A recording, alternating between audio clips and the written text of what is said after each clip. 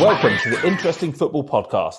This week we will give a definitive answer to the question, are Brighton and Hove Albion interesting? I'm joined by former NatWest Bank employee Simon Day. Mr. Day, how are you and what are your first thoughts when you hear the name Brighton and Hove Albion? I am excellent. And my first thoughts when I hear Brighton go back to the mid to late 80s when on the Arsenal podcast, I mentioned that Arsenal was the first game I went to. A couple of years after that, my dad took me to a couple of Brighton and Hove Albion home games in about 1987. I have absolutely no idea why. My best guess is that Mum was shopping on a Saturday afternoon and Dad didn't want to go around the shop, so took me to the football. I can remember this was back in like the Goldston days. Or I'm sure there was a couple of like big names playing for Brighton back then. Like, I think Danny Wilson would have been playing. Steve Foster? Steve Foster would have still been there. Mortimer, Dennis Mortimer, was it? He used to play for Aston Villa. But they were sort of a second division club or second tier club. And I've no idea when my dad took me there. And I never went to the Goldstone after those two occasions. I was going to say, it's a weird one to go from the Medway area to Brighton. But us Medway lads, we love a trip to the coast, don't we? That's like... No, fair enough. I mean, for me, it has to be the playoff semi-final when Wednesday reached the championship final in, was it 2015, 2016? We played Brighton in the semis. Brighton were by far the best team in the playoffs. And it just shows you how unlucky or how unfair the playoffs can be. First leg was at Hillsborough. And after 50 minutes, Brighton had four of their key players come off injured. It was a weird one that we played the best team in the playoffs 1-2-0. And I was actually pretty disappointed at the end of the night. Like we had them there for the taking. Didn't matter in the end. But also one of the best atmospheres, I think, in my life at Hillsborough. I wasn't there. I watched it about 5 o'clock in the morning from South Korea. But, the phones, the lights on, all three sides full of Wednesday fans bouncing up and down. Yeah, it did look pretty fantastic. So those are my thoughts of Brighton. Was that the current stadium, was it? That was, the second leg was at Brighton's current stadium, yes. Is it the Amex? Right, okay. Yes. Fine. Talking of the playoffs, that reminded me of sort of how unfair the playoffs are. My local team, Kidderminster, who are in the Conference North, and about 5 years ago, they finished second in the division, just missed out on automatic promotion, and then had to play in the playoffs for like 3 rounds. There's like quarterfinal, semi-final, final, but it's slightly weighted. So they had to play whoever finished, I think, 6th maybe, in the first round of the playoffs. And they finished in the league, something ridiculous, like 25 points ahead of them. And the away leg of the playoffs, Kidderminster won 2-0. And then they lost the home leg 3-0. Wow. That was like... That's a kick in the testicles, that is, isn't it? In a way, they've only got themselves to blame, but also it's like clearly you're like comprehensively the better team here, but you've had one mad hour and you're out. That's your whole season in ruins. Indeed. Right, well, Simon Day, let's see. Arsenal, remember, are the lineal title holders. Yes. Let's see whether Brighton can take that belt off them. What's our first fact? First fact is probably what I'd associate most with Brighton, but I didn't want to say it at the start. Between 1997 and 1999, Brighton played their home games 70 miles away from Brighton at Priestfield Stadium, Gillingham. Damn, 70 miles. Is that the furthest a team has travelled for a home game? For a home game for 2 years? I honestly can't think of anything even remotely close to that. I mean, there have been ground sharing before, haven't there? Like Charlton played at Selhurst Park, didn't they, for a few years? That it has happened before. Well, but it was going to be Millwall before it was before Gillingham were chosen, so to speak. It was going to be at the Den. It seems a bit more sensible with transport, right? Just a straight journey up to London. Yeah. But it ended up being Priestfield. I've no idea why. I mean, I can't. What's the equivalent of that now? I mean, I'm not very good with geography. What's a 70-mile trip that a team could make? I'm not sure, but I think there might be a Scottish club that might beat that. Remember Gretna Yes. We talked about Gretna before, didn't we? And they got into the Premier League. Their ground wasn't up to standard, so they played at Motherwell. I'm going to apologise for my lack of geographical knowledge here, but I don't know the distance between Gretna and Motherwell off the top of my head. God, and you did it. Did you do it at GCSE? Geography. That was my 1A star, yeah. Oh, yeah, but now it transpires. You know nothing about it. Right. Well, I mean, the best comparison I can think is if Gillingham had to play their home games at Brighton. That's like that's about 70 miles, isn't it? It is indeed. And I can tell you now that Gretna to Motherwell is 74.5 miles. So that's clearly not a live project, though, is it? Gretna are long gone, aren't they? Like, sadly deceased. Yes. So anyway, yeah, they played it. It was a complete farce, by the way. I went to a few games because I worked around the corner, and why not? Attendance of 15. Well, sorry. Average attendance of 15? It was about 1,500. So, yeah, no, It was pretty low. There's a few games where you're like, yeah, they're putting the crowd out at 1,012 or something, but there's blatantly less than 1,000 people here. Because at the time, regardless... Sorry? For a big town like Brighton, getting 30,000 a week, that's criminal, that, isn't it? But the thing was, it was around the time when, and I'll mention in a moment, Brighton were A, shit, and B, very, very anti the ownership. Bill Archer and the other chap whose name escapes me were the owners at the time, and were basically running the club into the ground. So there was a big boycott of the club as well at the time. And from the games I went to, it was basically just a few fans singing songs against the ownership and not really paying much attention to the football. Which was understandable because the football was absolutely dreadful. I imagine it must have been one of the deadest atmospheres going. They went during the first season there. I mean, the second season there, they finished something like fourth bottom. They were in whatever the bottom division was called at the time, probably Division 3 back then, wasn't it, I think? Right. The second season, they finished like fourth bottom or something. The first season, they managed to go 12 home games without a win, which is a pretty ridiculous stat for a home team. They ended the season in 91st place in the Football League on 35 points, which in 99% of seasons would get you relegated 35 points. But somehow or other, Doncaster finished the season on 20 points. Wow. From 46 matches. Doncaster. Did they not have an owner who tried to burn the club down at the time? That was around that time, yeah. Right. So, come on, Brighton, you weren't happy with the hardship. It could have been worse. At least you didn't try to burn you down, literally. My only two sort of good memories from this were in the second season, me and my dad went on Boxing Day, because you have to go to football on Boxing Day, and Gillingham were away somewhere distant. And we went to watch Brighton Colchester on Boxing Day, and it was a 4-4 draw. And it was legit one of the best sort of bonkers matches I've ever been to. It was like nice. Brighton were 3-0 down at half time, absolutely rubbish. And then some on loan bloke who no one had heard of scored a hat trick in the second half in about a quarter of an hour. And then Colchester went back ahead and Brighton scored a penalty with the last kick of the game to get a draw out of it. So what other kind of crazy ground shares we had? Tottenham at Wembley was a pretty weird one. Hey, that's true. Tottenham at Wembley. Coventry went down to Northampton, didn't they? They went down to Northampton, and then, funnily enough, I went a couple of seasons ago to watch them play at St Andrews. Right, Birmingham City, yeah, of course. Which was ridiculous, because they just opened 1.5 stands.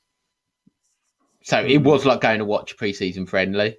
And I feel like when it's like that, it doesn't matter how good the game is, does it? It just feels dead.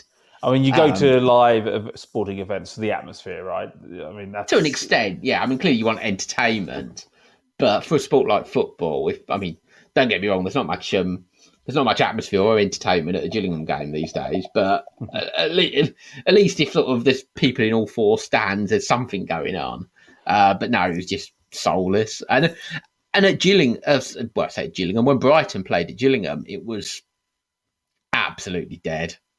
And I'm glad you chose this as your first fact. Well, 70, playing your home game 70 miles away from home for 2 years is pretty interesting.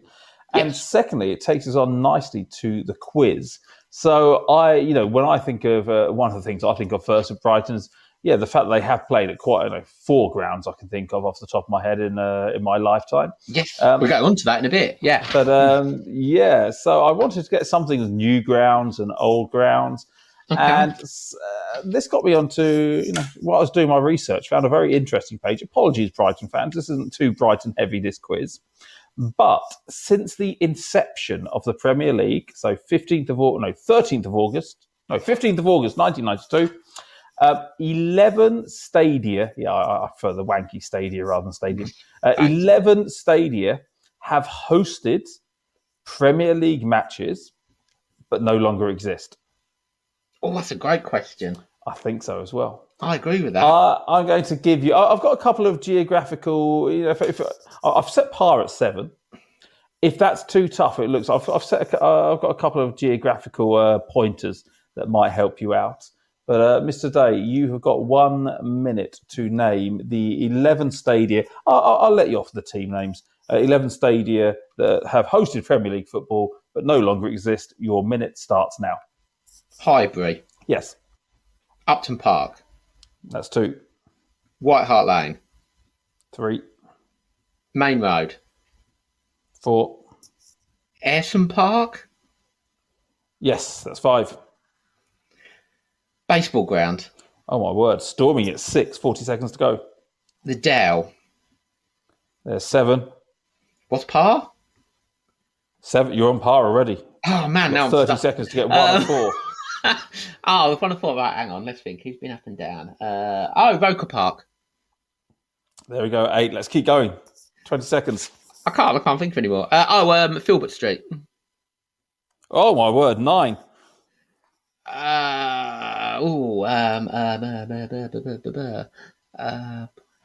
Must be another London club. 7 seconds to go. I've said Roker Park. No, that's no good, is it? No, I'm gone. Okay, but that's a fantastic effort. 9, smashed par there. What's the it is a big victory, which takes up to 2-2 now, doesn't it? Because you lost Arsenal, you lost Brentford, you won Villa, and now you've won the Brighton quiz. The 2 you missed out on were Burnden Park, Bolton, and Highfield Road, Coventry. Burnden Park hosted Premier League football. It did indeed. In fact, Coventry, we mentioned. Oh, Coventry, I should have got that one.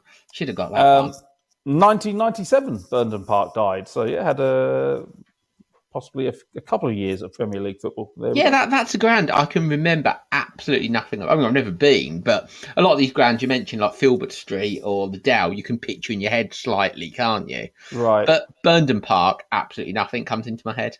True, I'm the same. I can picture all of those. Ayresome Park, I'm not sure I can picture. No, fair point. Burnden Park as well. Yeah, definitely not. Not a jot. Mr. Day, but anyway, I'm happy with that. Fact number 2. Congratulations. Sorry, where are my manners? Yeah, sorry. Fact number 2. Yeah, I'm on a high now. I just need to come down a little bit. Right. Fact number 2. Brighton, after the Priestfield debacle, then moved on to the Withdean Stadium, which is an athletics track just outside of Brighton, so it's a bit near than 70 miles. But the fun fact here was, for the players to access the pitch from the changing rooms, they had to go over a wooden footbridge. Oh, wow. That's Sunday League, that, isn't it? Because the only way that away fans could get to the away section of the stadium was to walk along the athletics track that separated them from the football pitch. So to avoid the players walking past the fans as they went to the pitch, they built a little wooden footbridge over them. Wow. That's... To be fair, Brighton were in the 4th tier at the time. Well, how high up did they get? They went. No. Well, they were, but they were initially. They were when they first moved to the Withdean, and the footbridge wasn't there for the full 10 years they were there. They did have to make loads of adjustments to the stadium because it was just some piddly athletics venue. It was even possible to shoot so wide of the goal that the ball went in the hammer net in the corner. It was. I went there once. It was just a farcical place to go and watch football. You're so far away from the pitch. The sight lines are terrible. You have to get a park and ride to get to the ground because it's in like. there might be exceptions to this. It's the only football ground I can think of that's in quite a posh area. So it's all like Ooh, it's that's a surrounded by good like question. mock Tudor mansions and whatever. So obviously these NIMBY residents are having none of you parking outside. So everyone has to get a park and ride from a few miles away. There's a good question. Football stadia in the poshest areas. Oh, Rushden and Diamonds, I don't think are in the Football League anymore, but they were in that small Earthling Borough. village. Yeah, Earthling Borough, that's the one. Yeah, which is quite a nice, well, definitely the smallest place. Any others? Any other football grounds that are in quite picturesque areas? I can't think, because even the ones that are in towns that you think, oh, that sounds like a nice place. I went to Burton last month. And you kind of think somewhere like Burton's quite a nice little town, don't you? Right. But where the football ground isn't. It's a bit out. It's a bit out of town in a fairly sort of industrial estate type area. Dumbarton Stadium is right in front of Dumbarton Rock. So it's probably the most I've seen picturesque. pictures of this. Yes, I've seen pictures of this. Yeah, it looks really pretty, doesn't it? From the It you're does. sort of in the stadium looking, yeah. I don't know if that classifies as posh, but yeah, it does look pretty. Yeah. I don't think So Dumbarton- because the local residents weren't happy about all this, Brighton could only play music for 15 minutes. Okay. Yeah, I was going to say it's not a bad thing, but no, it is really, isn't it? Well, yeah, I mean, I find it odd that some of these Premier League clubs, I know Manchester United do this, and I suspect others do. They sort of put out on social media or wherever on the day of a game what the playlist is going to be for the hour up to the game. Oh, wow. I didn't know that. Who cares? Is there a single person who cares what song is being played at Old Trafford at 2:10? Probably not. I mean, not even if you're sat at your seat at that time, are you really going to care? That I'm guessing it's owned by Oasis. No, it won't be Oasis, will it? It'll be Stone Roses, I'm guessing. Happy Mondays, maybe. But at least teams don't play music after goals anymore, because that was a thing for a while, wasn't it? It was a thing for a while, and I remember the season it was introduced. Someone asked me, "Did Gillingham do this?" And I realised then I'd been to 3 home games and not seen a score, so I wasn't sure if we did or not. I think we did, and I think it was the obligatory Tom Harks. That sort of nonsense. Oh yeah, I hate that stuff. I think it was one of those things. It was universally unpopular. I don't know any. I didn't ever speak to any football fans. You know what?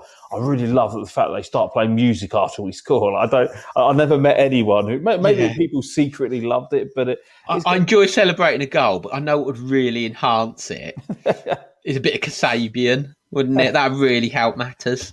And I like taking things from other sports, from other countries or something, but I just feel like English football stadia, the celebrations after a goal are not something that you really need to add something to. They're already great. You know, it's already, you see the passion, the limbs going around everywhere when it's a big game. I don't think that it's crying out for, oh, we need more, we need more. Yeah, I'm okay if it's something a bit quirky. I quite like at Tampa Bay in the NFL. They've got a pirate ship that overlooks the stadium, and whenever Tampa Bay score a point, they let off a cannon. So obviously, if they get a touchdown, they let off 6. If they get a field goal, they let off 3. 1 for an extra point. Yeah, each point they score, there's a cannon. Nice. I think that's all right. Yeah, but the American sports as well. I feel like scoring. Football. A goal is such a rare event compared to point scoring in other sports. Yeah. I suppose ice hockey is probably the nearest to the American sports, isn't it? Yeah, and even that one, I mean, an average score. Clearly, there's like more. 5-3, Yeah, absolutely. Right? But it's clearly there's more. Yeah, in fact, I wonder what an ice hockey average score is. Maybe I'm way out with 5-3, but no, I think that's pretty good. That's pretty good. So I think football. We don't need extra to celebrate the goal. But is that gone now? Does nobody do that? I feel like it's probably a thing somewhere, but I've not heard it for a long time. No, it just irritates me. There we go. So let's go on to the bizarre fan now. And I have got a bizarre one. Okay. So Brighton got quite a few celebrity fans. So Fatboy Slim's an obvious one, but I don't really see him as a bizarre figure. What I was thinking about was Des Lynam, but he didn't make the cut in the end. Somebody a bit more bizarre. and this is probably quite tenuous of the fan. He wore a rosette on BBC when they played in the 83 FA Cup final. Okay. And this is the weatherman Michael Fish. Really? Yes. Michael Fish? Well, he's from the area. I don't think he's like a hardcore. I don't think he's got like a seagull tattoo on his arm or anything like that. But, you know, he wore a rosette when they were in the FA Cup final. He's from the area. I'm taking that. It's not like one of those Hollywood celebs who like... and also Michael Fish's tattoo will be of the sun, won't it, or a cloud, I'd imagine. Is he still alive? He is still alive, yes. Oh, well done. I was quite surprised about that. And yeah, other things about Michael Fish has featured in 2 songs. Rachel and Nikki in 1985 released a song called I Wish He Was Like Michael Fish. I know the other one, but I didn't know that one. That one didn't make to the charts, but he did get into the top 10 with, go on, what's the other one? Is it the Wurzels? Michael Fish is a weatherman. Oh, no, it's a Tribe of Toffs, and it's actually John Ketley is a weatherman. Oh, John Ketley is a weatherman, and so is Michael Fish. That's the lyric. Right, that's right. Yeah, very good. Very good. Oh, I thought, for some reason, I assumed that was the Wurzels of, like, I am a cider drinker, and... I don't think that's a terrible guess, to be fair, is it? I mean, it's not... I assumed it was just them, but okay. Yeah, John Ketley, I'm aware of. If you said like the Stone Roses or something like that, you know, I think I'd be able to mock you for that. But the Wurzels, I don't think it's I don't think you're a mile off, are you? No. So Fish, his sort of what he's most known for, unfortunately, was wrongly predicting the storm in 1987, wasn't it? Indeed. He was the one who said nothing to worry about, and then like the country got flattened the next morning, didn't it? And he tried to, a few years later, weasel out of it by saying, oh, I wasn't talking about the UK, which is up there with one of the worst excuses when you're delivering the weather forecast for the UK. Oh, I meant it wouldn't happen in Mexico. Which is what, no, I think this sort of cock-up is the reason now that the weather, you get these ridiculous things like, it'll say like there's an 80% chance of rain every day, won't it? Or it'll always be, it will never be 0 or 100. It'll always be something in between. So if it's wrong, they'll go, well, we said there was a chance it might not happen. So, yeah, I think Fish is to blame for that. Yeah, poor old Mickey Fish. I mean, you know, he's obviously produced great service to the BBC for decades. And, yeah, he's always going to be remembered for, to be fair, it is a fairly monumental cock-up. It's not like, you know, he got the weather wrong one day. It's like literally the worst weather of our lives. He mocked it. Before. Of course it's not going to happen, you losers. It's not like he said, oh, it's going to be 22 and it ended up being 24. It's not quite like that, is it? It was a bit more of a fuck up than that. Although I always preferred McCaskill when it came to weathermen. Why? And his voice, he had a great voice, McCaskill, didn't he? And he fair enough. Yeah, I was a McCaskill fan, but yeah, Fish was probably the most famous. Anyway, and now we know the Brighton. Unofficial quiz. How many people died in the Great Storm of 1987? I don't know about Pete. I know the six of the seven Oaks went down, didn't they? How many people? 250. 22. Oh man. Okay. It's like the COVID stats there. I was including people who died 30 days after the storm. I like it. And lived in a storm-affected area. Yeah, sorry. 6 of the seven Oaks went down, didn't they? Yes, yeah. I'm not sure how many went down, but yeah, definitely a few. And I assume they replanted them. Yes, they did. So, Mike, I mean, obviously, you know, Osama bin Laden's, I've got to stop mentioning him, but he's obviously a high bar to set. But I think Michael Fish is a good one. I think I'm pretty happy with that. As a bizarre fan? Yeah, I prefer him over Prince William. I sort of, yeah, I mean, this seems... do I prefer him over Gaffney? Probably not, to be honest. Fair enough. If I'm ranking my celeb fans so far, I'd go Bin Laden, Gaffney, Fish, Cameron. / William. How many other lists in the world has the top three been Bin Laden, Dean Gaffney, and Michael Fish? That's a hell of a list, isn't it? Isn't it? Imagine putting that out on the internet, right? Here's the top three list. Guess the category. What would the family fortunes question have to be for those all to be the top three answers? Oh dear. Well, so anyway, let's hit us with number 3 then.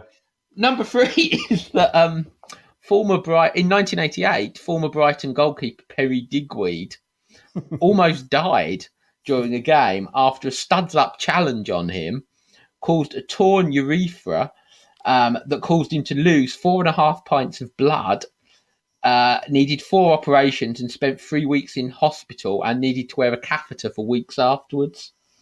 Ouch. Indeed, that's what I thought. Apparently he couldn't lie down for 3 weeks after the incident. I've just crossed my legs. Who was that against? I haven't got a clue.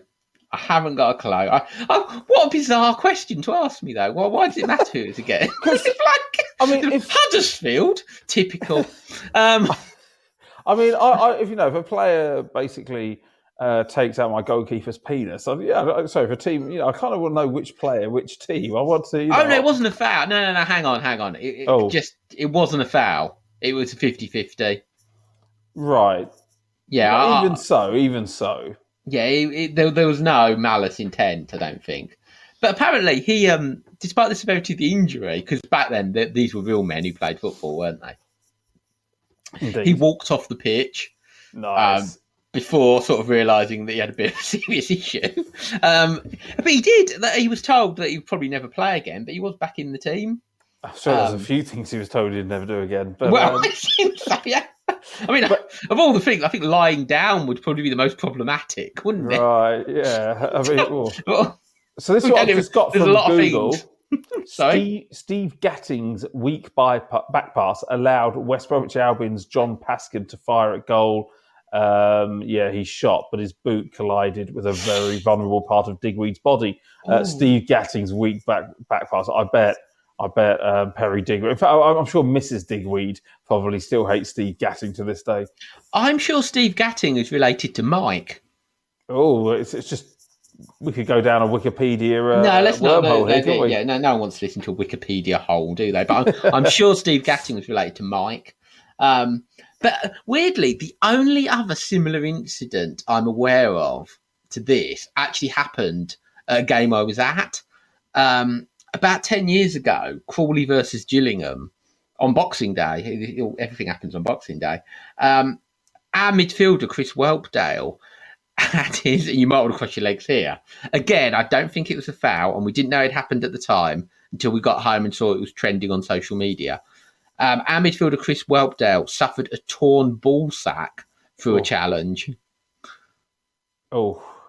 A completely innocent challenge, I think. But yeah, it split open his sack.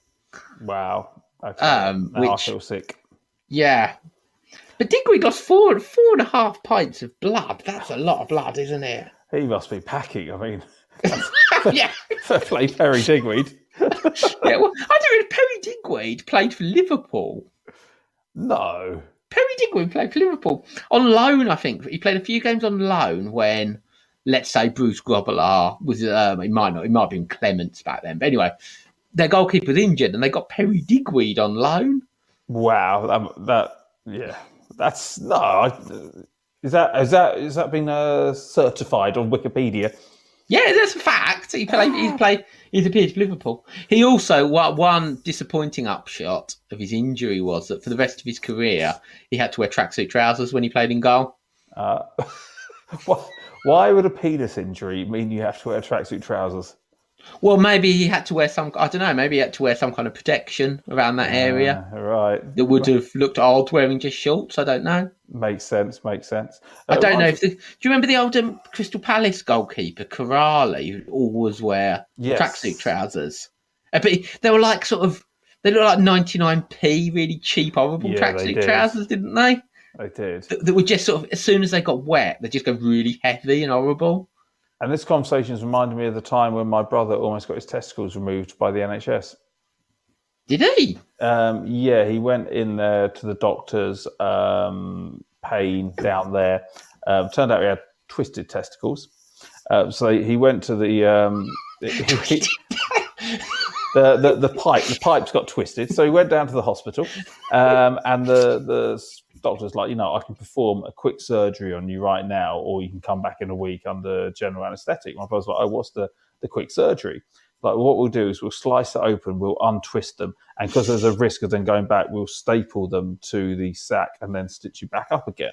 And my brother's like, yeah, that doesn't sound like a small surgery. I don't think you've billed it correctly there. Yeah, put me under general anaesthetic. Anyway, a week later, he goes into the hospital. They had an appointment 24 hours before where they talk him through it, which is a bit weird.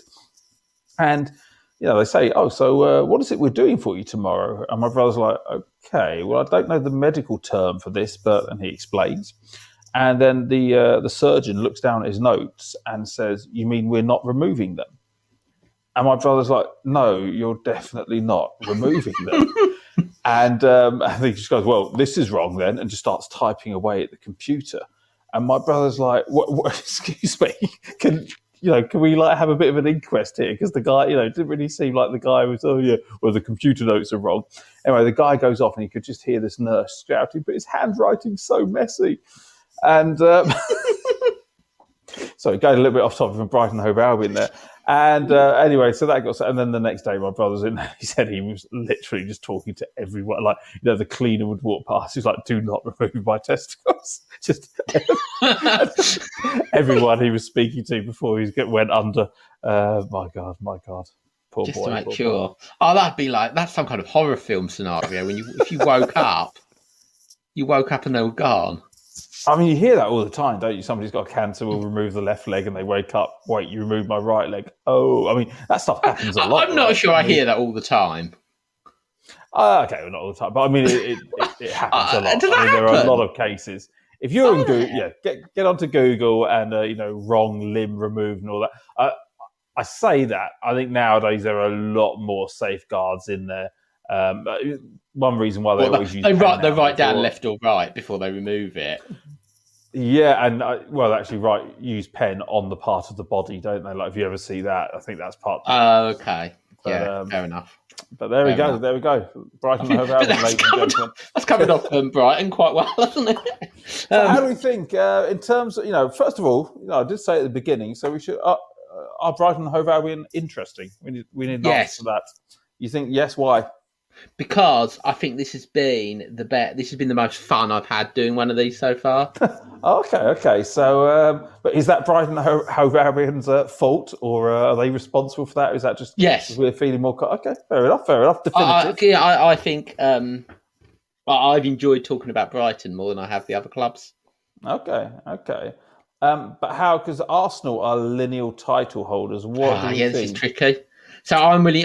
I'd put Brighton on a par. So I'm willing to let you have the final call on that. Well, okay. Couple of things I'll say there. One, I'm still leaning. Okay, I've got to stop mentioning celebrity fans, but Arsenal. They were pioneers in certain bits of football. The Brighton fact, I agree. I've had fun there, but the Brighton fact, they're 70 miles away from home's good, but a wooden walkway. Yeah, I feel like Arsenal's facts are better. And one thing I will say, the old adage, like in boxing, if you're the challenger, you have to win the belt away from the title holder. So if you are saying on a par, I think no, you've not done enough. You need, and obviously Arsenal got lucky, alphabetical order, but yeah, you need to take that belt off them. So I'm going to say Arsenal are still the lineal champions. But Eddie Hearn would call it an absolute war, wouldn't he? Eddie Hearn calls everything an absolute war, doesn't he? He knows what he's doing. He's a good salesman. He's like the most. Derek Chisura's next fight will be an absolute war. I can guarantee it. Anyway, so Brighton haven't dislodged Arsenal. They've not. But you know what? I'm pretty confident about next week. So you've got Burnley, and Burnley, like Arsenal, are a club with a lot of history. Go back to when football was very interesting. Burnley were around there in the 10s, the 20s, the 30s. So I've got a feeling Burnley has got some pretty cool stuff that we can uncover next week. I suspect as well they might have some interesting fans, Burnley. I've got a feeling I reckon Burnley might. Yeah, I agree with you. I think Burnley could be could be dark horses in this one. All right. Well, Mr. Day, thank you very much for today. I've enjoyed that a lot as well. And everybody else, please tune in next week to find out how interesting are Burnley. Goodbye. Goodbye.